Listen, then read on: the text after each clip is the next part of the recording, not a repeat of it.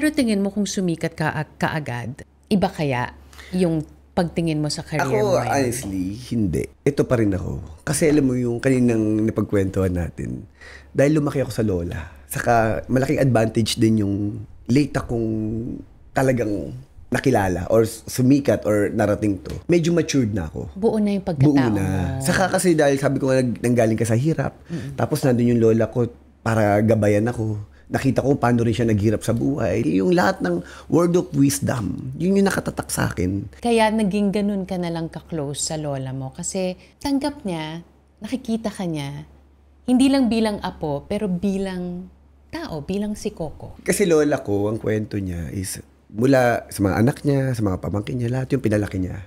Tapos busy-busy rin siya sa pagtatrabaho. Siyempre, gusto niya may taguyod yung buhay, may mangyari. Kasi laking sampalok sila eh. Siguro nung nakita niya rin na parang sa lahat ng mga pinalaki niya, itong batang to, ang parang pinakamalapit sa akin, o pinaka sumusunod, parang ganun. Kahit na hindi ako matalino, kahit maloko ko, pinilit ko makapagtapos. Sabi mo, maloko ka, ganyan. May sarili kang ideya, may sarili kang mundo.